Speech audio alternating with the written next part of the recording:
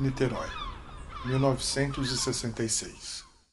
Dois corpos são encontrados em um morro, estendidos lado a lado, como se dormissem. Usando ternos bem passados e máscaras de chumbo que cobrem os olhos. Sem sinais de violência, sem pertences. Apenas um estranho bilhete e uma dúvida que, desde então, nunca mais se calou. Há histórias que parecem começar no mundo real, mas terminam em algum lugar entre o visível e o inexplicável. O caso das máscaras de chumbo é uma delas. Uma investigação que atravessa décadas. Teorias que envolvem misticismo, radiação, sociedades secretas e o silêncio ensurdecedor que ficou entre as páginas dos jornais antigos. Hoje, mais de meio século depois, o caso continua sem resposta, mas talvez não sem sentido. Se a resposta não estivesse nas evidências, mas na maneira como escolhemos lembrar. E se atrás de cada mistério não resolvido, existisse alguém esperando que a verdade fosse contada de novo? Com calma, com respeito, com companhia. Nesse episódio, eu te convido a voltar comigo ao Morro do Vintém, a respirar fundo e deixar que os fatos e o que está por trás deles te encontrem no silêncio da madrugada. Mas antes de seguirmos para essa história cheia de mistérios, gostaria que me dissesse de onde está assistindo, em que horário e se inscreva no canal, se ainda não for inscrito, é claro.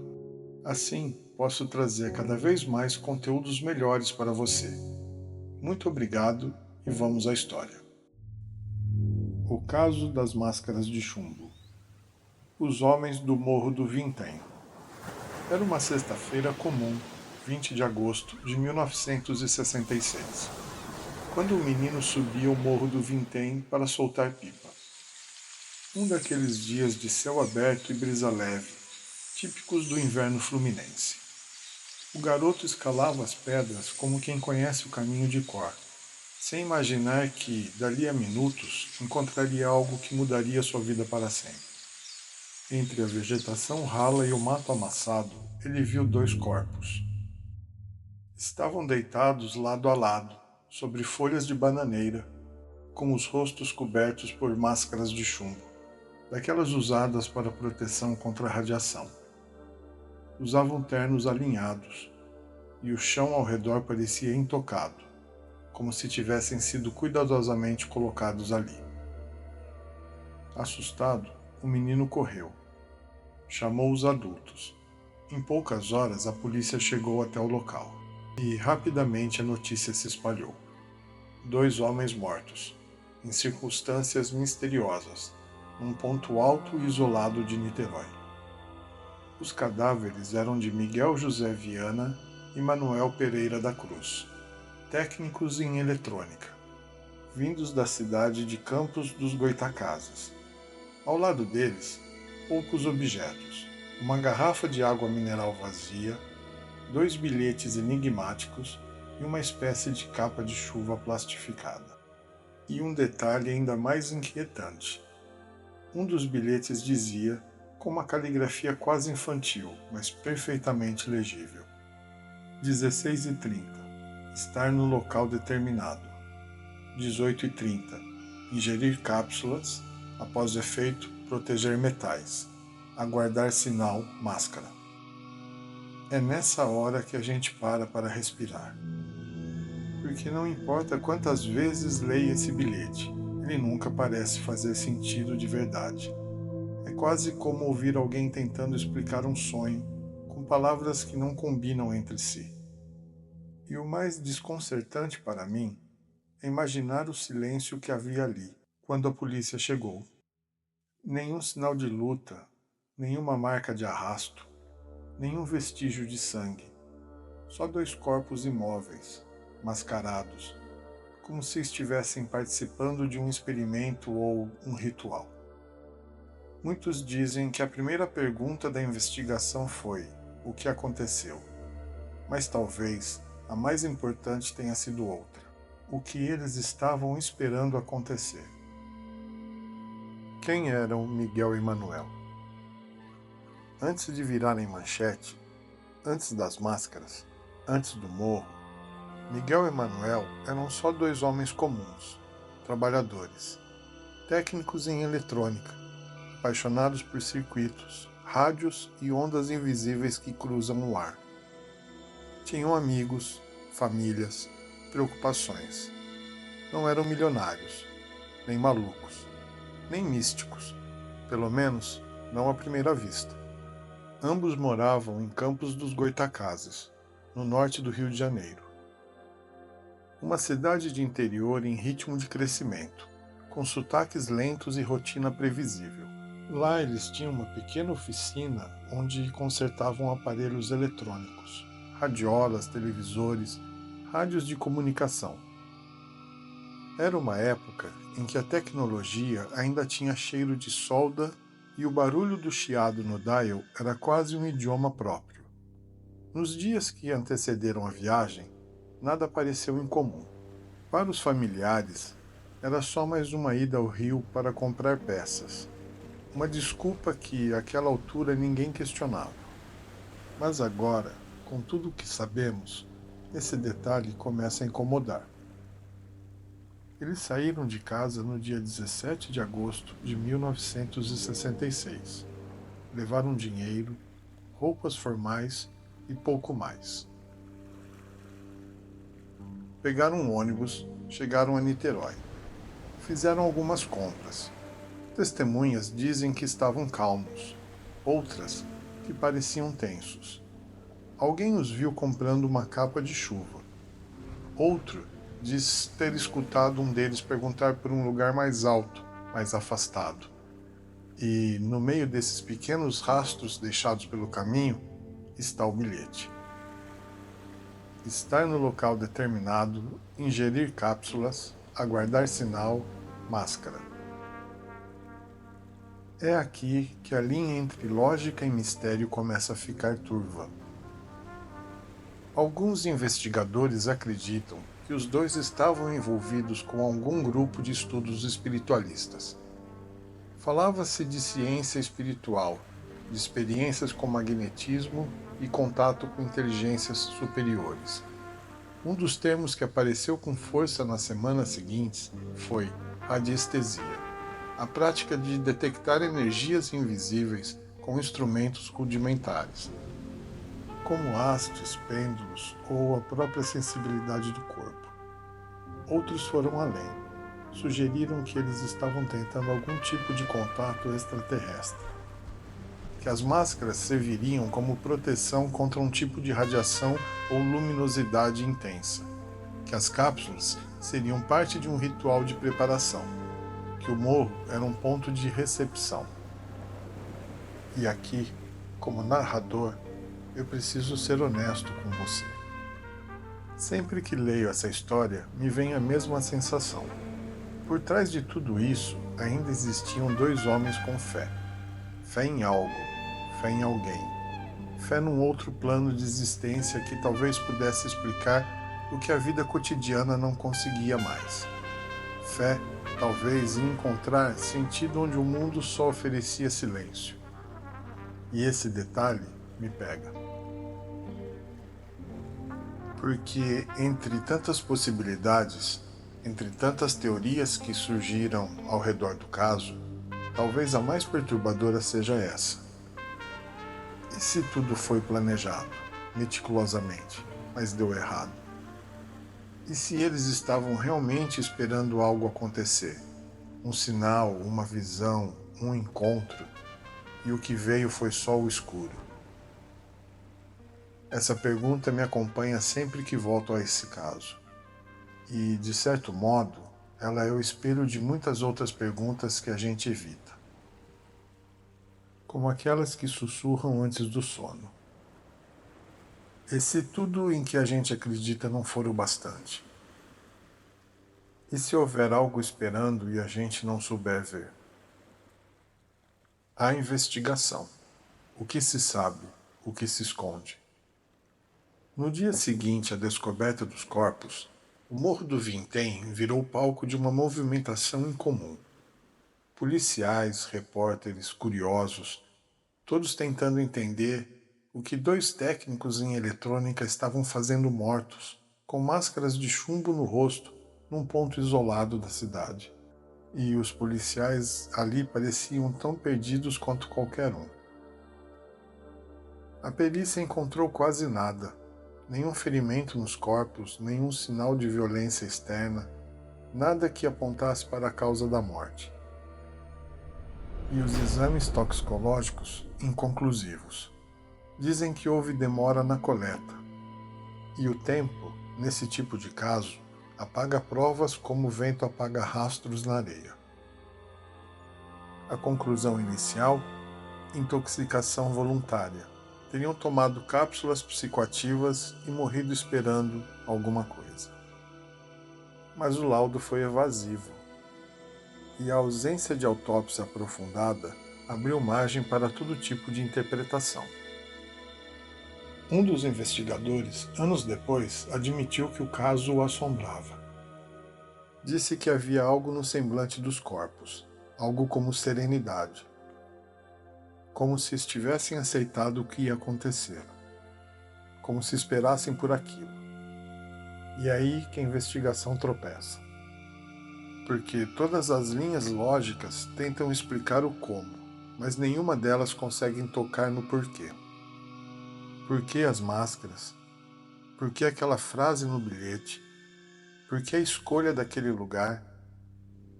E mais ainda, por que a ausência total de vestígios?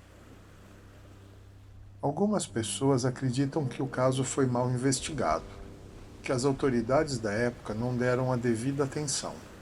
Talvez por despreparo, talvez por conveniência. Outras dizem que foi abafado. E não faltam teorias sobre o acobertamento militar, vigilância estrangeira e envolvimento com experimentos de radiofrequência. E eu não sei dizer o que me inquieta mais. Se é o mistério em si, ou o modo como ele se dissolveu diante da rotina burocrática.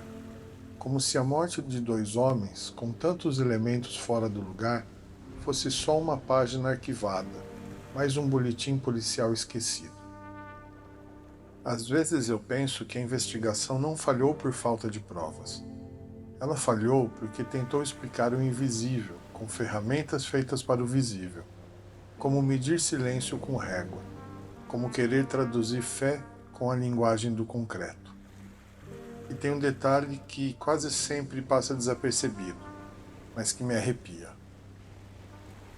Os dois homens levaram o dinheiro para a viagem em sacolas plásticas, e não em carteiras, como se soubessem que não precisariam voltar. O que dizem as teorias? O silêncio oficial deixou um espaço para algo ainda mais ruidoso, o imaginário popular. E o caso das máscaras de chumbo passou a viver onde moram os grandes mistérios, entre a dúvida, o medo e o fascínio. Teorias começaram a surgir de todos os lados, como raízes buscando água numa terra seca demais de respostas. Alguns apostam na explicação espiritualista. Dizem que Miguel e Manuel participavam de um grupo secreto que praticava experimentos de expansão de consciência, tentando acessar planos superiores por meio de práticas paracientíficas. O morro teria sido escolhido por ser um ponto de alta vibração energética. E as máscaras, parte de um ritual de proteção durante um suposto contato espiritual com entidades de luz. Mas se era isso, por que morreram? Outros, mais ousados, juravam que os dois estavam em contato com seres extraterrestres. Sim, para esse grupo, a viagem ao Morro do Vintém seria um encontro marcado. As cápsulas, parte de um preparo físico. As máscaras, proteção contra algum tipo de luz intensa. Talvez um feixe de radiação não identificado. A expressão serena nos rostos e a ausência de luta seriam provas de que o encontro aconteceu, de que foram levados e devolvidos. Mas devolvidos, mortos? A teoria militar também ganhou força. Segundo ela, Miguel e Manuel teriam descoberto ou sido usados para testar algum tipo de arma de controle mental. Algum experimento de ondas eletromagnéticas, talvez. Havia na época rumores sobre radares experimentais no Brasil, e muitos técnicos em eletrônica acabavam envolvidos sem saber no que exatamente estavam mexendo. Mas por que os dois civis? E por que encobrir com tanto silêncio? A hipótese mais cética, por outro lado, é a do suicídio acidental. Teriam ingerido alguma substância esperando um tipo de viagem mística, uma experiência alterada de consciência, e morrido pela toxicidade.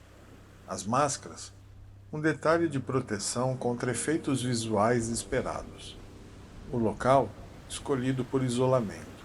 E o bilhete, apenas instruções entre amigos que acreditavam em algo e erraram.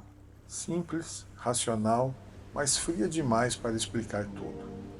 E aqui, como narrador, preciso dividir algo com você. Algo nesse caso que incomoda não só pela ausência de resposta, mas pela presença de intenção. Miguel e Manuel se prepararam, pensaram nos detalhes, foram até lá, fizeram tudo conforme um plano, e mesmo assim morreram. Se foi um erro com convicção. Se foi fé, foi uma fé que os levou ao limite. E se foi manipulação, alguém os conhecia muito bem. Às vezes, não é a teoria mais absurda que assusta, é a mais possível. E mesmo assim, o caso continua sem solução. O eco que não morre. Com o tempo, os nomes de Miguel e Manuel deixaram de circular nos jornais, mas continuam reverberando em outro lugar, na memória de quem ficou. As famílias, especialmente, foram marcadas por um silêncio que grita até hoje. A mãe de Manuel, em entrevistas raras, sempre insistiu que o filho era calmo, estudioso e religioso, que jamais faria algo perigoso por vontade própria, que jamais sairia de casa deixando só um bilhete escrito à mão como explicação para tudo. Ela dizia, com os olhos apertados de tristeza e raiva, que o filho foi enganado, que alguém o levou para lá, que alguém sabia mais do que contou. Já a família de Miguel foi ainda mais discreta. Não deram muitas entrevistas, mas vizinhos contam que o pai passou anos subindo sozinho até o Morro do Vintém, como se ainda esperasse encontrar algo, ou alguém, um vestígio, um sinal, uma resposta. Mas nenhuma resposta veio. A mídia também teve seu papel. Nos anos 90, o caso foi redescoberto por revistas especializadas em ufologia e fenômenos paranormais. Programas de TV fizeram reconstituições, tentaram entrevistar sobreviventes e amigos da época, mas sempre esbarravam na mesma coisa: o vazio. Ninguém sabia ao certo quem estava por trás daquelas instruções. Quem mais fazia parte daquele círculo misterioso? Quem tinha vendido as máscaras? Quem havia falado pela última vez com eles? Tudo parecia propositalmente difuso. E isso gerou uma dúvida ainda mais profunda. Será que o mistério não está no que aconteceu, mas em como nos fizeram esquecer? Porque o tempo passou e o caso foi se apagando, tornando-se quase uma lenda urbana, daquelas que assustam mais pela ausência de detalhes do que pelo excesso. E mesmo assim, de tempos em tempos, ele ressurge, como agora. E quando ressurge, outras vozes se juntam. Já houve quem dissesse que viu luzes no céu naquela semana, pairando sobre o morro. Outros afirmam ter encontrado, anos depois, objetos metálicos enterrados na terra vermelha da encosta. E há quem jure que outras mortes aconteceram, com padrões semelhantes: cápsulas, bilhetes, ausência de sinais externos e silêncio. Mas talvez o mais inquietante seja perceber que o caso das máscaras de chumbo não está sozinho no mundo. Casos parecidos, com mortes inexplicáveis, objetos estranhos, bilhetes enigmáticos e elementos ritualísticos, já foram registrados em países como Rússia, Índia, Japão, México, sempre em regiões afastadas, sempre com vítimas comuns, sem histórico de crimes, mas profundamente envolvidas em alguma busca espiritual, científica ou transcendental. E é nesse ponto que a história nos morde pelas costas, porque talvez Miguel e Manuel não tenham morrido por acidente, nem por fé, mas por curiosidade. E a curiosidade, quando se aproxima demais do inexplicável, nem sempre volta inteira. As peças que não encaixam.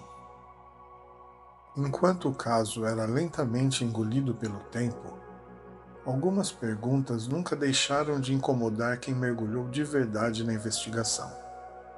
Pequenos detalhes, à primeira vista irrelevantes, que formam um mosaico torto, como se cada peça tivesse vindo de um quebra-cabeças diferente. Por exemplo, o bilhete, escrito à mão, com caneta azul, em papel comum, 16 horas e 30 minutos. Estar no local. Ingerir cápsulas após o efeito. Proteger metais. Aguardar sinal. Máscaras. A linguagem é impessoal, quase técnica, e mesmo assim, há um quê de liturgia ali. Quem escreveu esse bilhete? Foi um deles? Ou receberam de alguém? Por que não assinaram se eram amigos de longa data e confiavam um no outro? E por que proteger metais? Proteger de quê? Que exatamente era o tal sinal? Visual, auditivo, espiritual? A autópsia revelou ausência de trauma, ausência de toxinas reconhecidas, mas havia hemorragia interna leve, como se o corpo tivesse reagido a algo invisível. E há ainda a questão do local. O Morro do Vintém é de difícil acesso. Mesmo hoje, exige certo esforço. Na época, mais ainda. Como dois homens vestidos com roupas formais, portando ferramentas, máscaras e cápsulas, chegam até lá, sem serem vistos? Foram deixados ali, guiados? Ou foram voluntariamente conduzidos por uma convicção que ninguém mais podia entender? Havia também um lenço molhado com água, encontrado próximo a um dos corpos. Alguém cuidou deles antes de morrerem? Ou alguém limpou algum vestígio? Esses detalhes, que ficaram fora das manchetes, continuam alimentando a suspeita de que algo mais aconteceu naquele morro. Algo cuidadosamente velado. O outro lado do morro. Com o passar das décadas, o Morro do Vintém se tornou uma espécie de santuário informal, um lugar de visitação silenciosa, onde curiosos, esotéricos, ufólogos e até turistas vão em busca de algo. Não há placas, não há guias, só o caminho estreito, os arbustos secos, o vento assobiando entre as pedras e a vista ampla da cidade. Em alguns finais de tarde, dizem, é possível ouvir sons metálicos. Outros juram ter sentido o ar ficar mais denso ao se aproximar do ponto exato onde os corpos foram encontrados. E há também quem vai ali para rezar, não pelos mortos, mas por respostas. O lugar carrega uma espécie de magnetismo que não tem explicação técnica, mas quem sobe até lá jura sair diferente. Nem melhor, nem pior, apenas com a certeza de que existe mais do que podemos ver. Recentemente, algumas investigações independentes, feitas por canais pequenos no YouTube e fóruns obscuros da internet, resgataram detalhes esquecidos. Um deles entrevistou um antigo policial que atuou no caso, mas que só falou anos depois da aposentadoria. Em voz baixa ele disse: "Eu não posso provar nada, mas aquilo não era um crime comum, nem suicídio.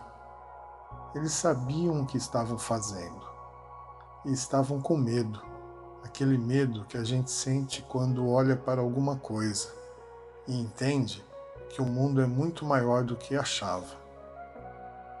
Essa fala, gravada num vídeo que nunca viralizou, ecoa como uma das mais sinceras já ditas sobre o caso.